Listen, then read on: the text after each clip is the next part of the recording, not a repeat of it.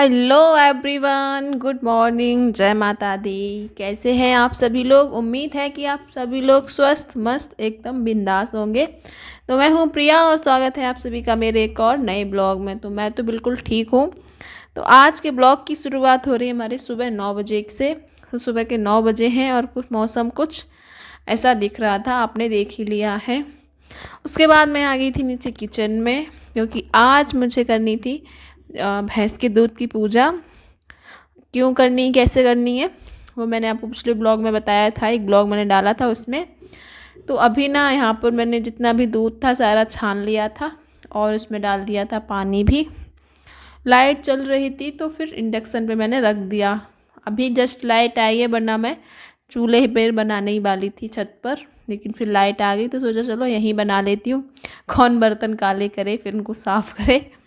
तो इसलिए फिर मैंने यहीं रख दिया था दूध उबलने के लिए। इसको अच्छे से ढक के रख दिया। इधर मैंने ले लिए थे चावल, अपने दूध के अकॉर्डिंग जितने मतलब दूध था उस अंदाज से चावल ले लिए थे और उनको साफ़ किए हुए रखे हुए हैं चावल ये। तो अच्छे से इनको फिर धो लेंगे बस, बाकी इनमें कुछ है नहीं, साफ़ करके ही रख दिए थे। तो दूध भी हमारा हो रहा था गरम, तो अभी इसमें पानी डाल के अच्छे से धुल लेंगे चावल को।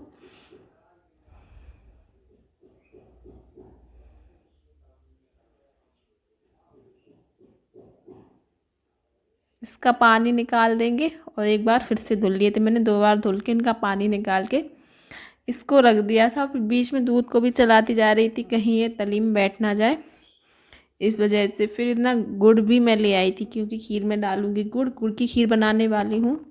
तो गुड़ लेके आई थी, इसको छोटे छोटे टुकड़ों में फोड़ के रख लिया था ताकि ये मतलब खीर में डालूँ तो जल्दी से घुल जाए, इसलिए छोटे छोटे टुकड़ों में करके सारा ये गुड़ मैंने रख दिया था।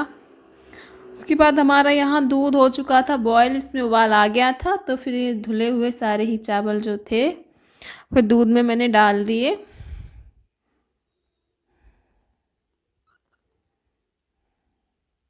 और दूध में डाल के इसको अच्छे से मिक्स कर देंगे और जब तक बॉयल नहीं आ जाएगा तब तक इसको छोड़ेंगे नहीं, वरना ये तली में बैठ जाएंगे चावल।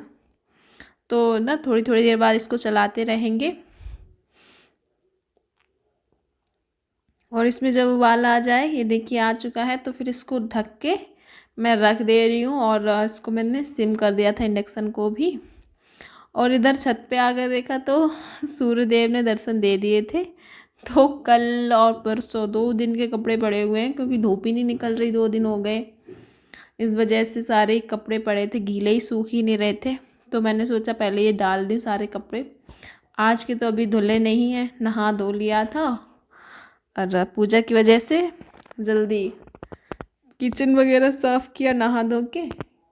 खीर बनने रख दी आपके सामने ही, वो तो रखा है। तो बस अभी कपड़े रह गए, वो मैं बाद में धुल लूँगी अभी जाके। तो यहाँ सारे ही मैंने कपड़े फटाफट छत पे फैला दिए थे, काफ़ी और रखे थे ये। तो ये यहाँ सूख जाएंगे, वैसे थोड़ी सी हवा और धूप लगेगी ना, ये सूख जाएंगे, ज़्यादा गीले तो है नहीं।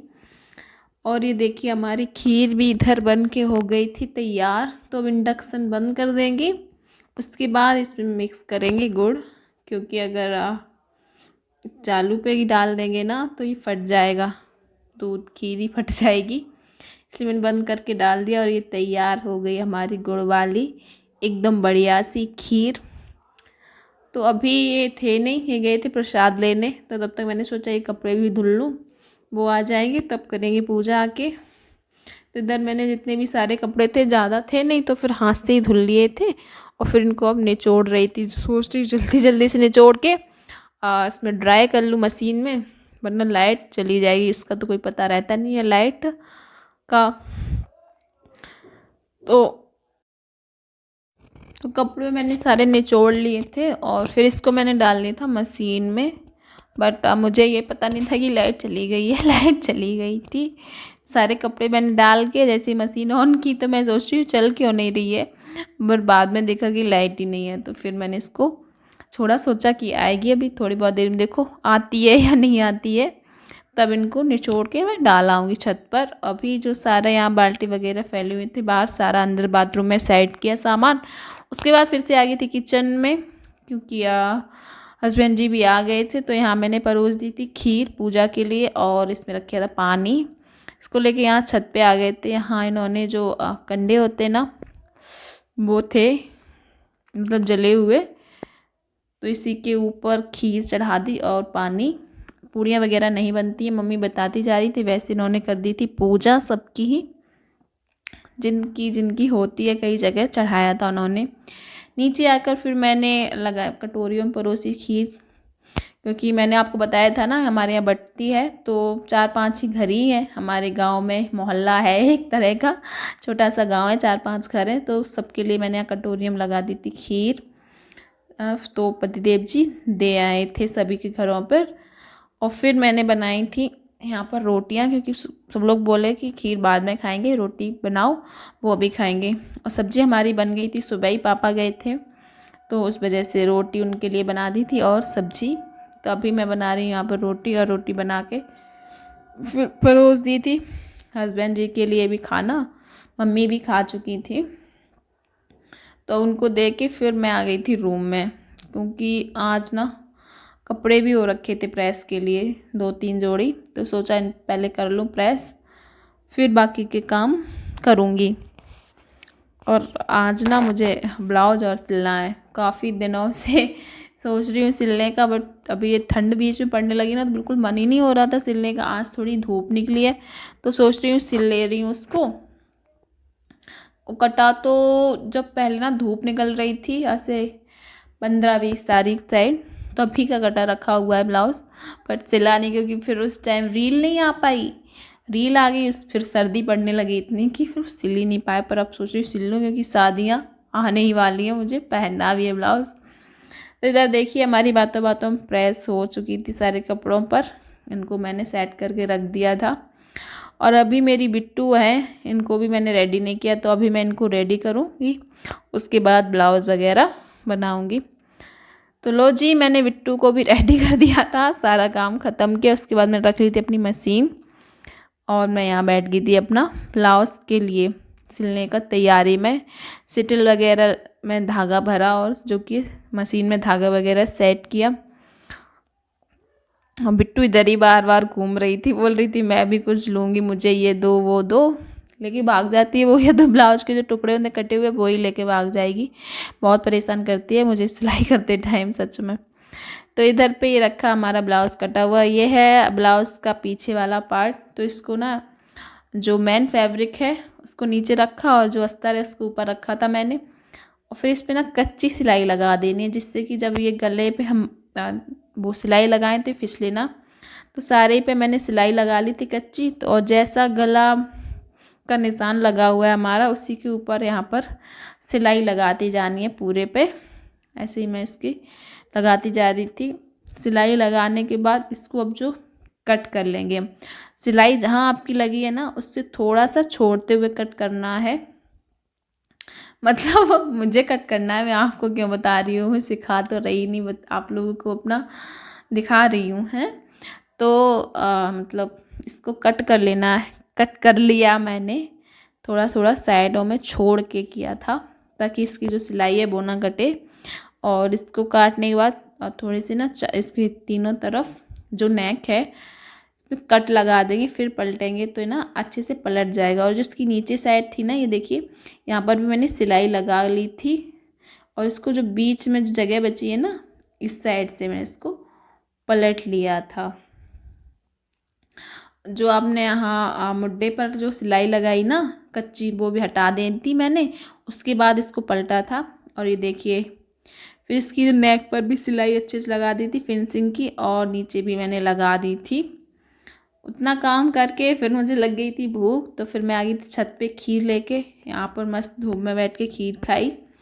और तुरंत ही मैंने फिर कपड़े समेटे, सूख गए थे, नीचे आई, क्योंकि अभी काम काफ़ी सारा ब्लाउज़ का पड़ा हुआ है, जितना हो जाए आज उतना ही सही है।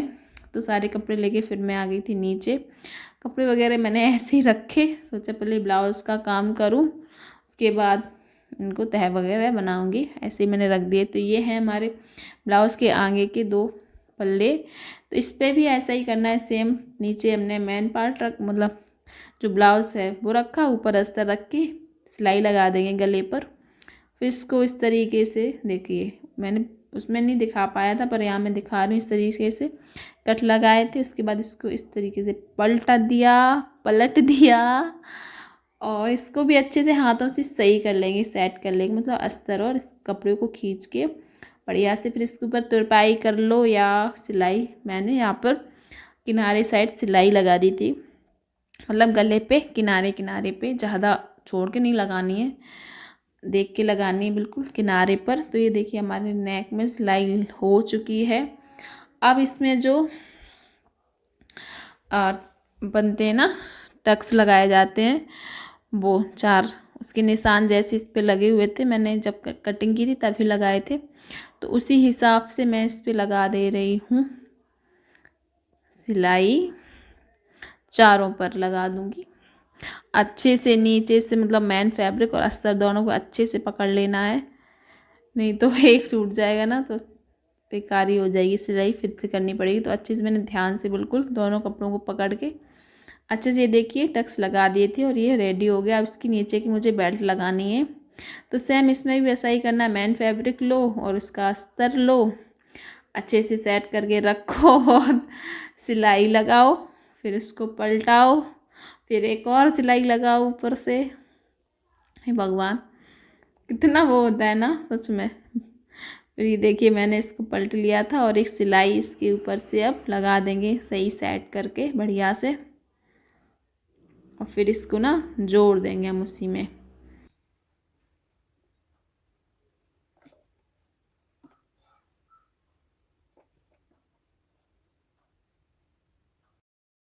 तो अभी मैंने इसको नीचे रखा और जो हमारी बेल्ट थी इसको रखूँगी मैं ऊपर। दोनों में जोड़ता है ना तो एक साइड इसको बेल्ट के ऊपर रखा जाता है और एक जब दूसरे में जोड़ते हैं तो वो एक साइड नीचे रखी जाती है, तब से सही से जुड़ती है ये। तो इस वाले मैंने ऊपर रख के इसको जोड़ दिया था अच्छे से, इसको सेट करके और सिलाई लगा दे रही थी मैं। फिर इसको पलट के ऊपर से भी सिलाई लगा सकते, मैंने लगाई तो थी बट आपको दिखाई नहीं यहाँ पर। इसके ऊपर से भी, बेल्ट के ऊपर भी सिलाई लगा देंगे। और ये देखिए हमारे दोनों ही पल्ले तैयार हो गए हैं, आगे वाले, पीछे का भी तो कर ही लिया था। तो आज बस इतना ही रखूँगी मैं, बाकी का ब्लाउज़ कल सिलूँगी क्योंकि अभी टाइम 3:30 बज गया है ना। तो कपड़े वगैरह भी पड़े हैं, अभी चाय वगैरह बनानी है। पापा आ गए, संडे था आज तो पापा भी जल्दी आ गए थे, चाय वगैरह बनाऊँ तो कल अब करूँगी। तो आज के लिए बस इतना ही रखेंगे हम इस ब्लॉग में।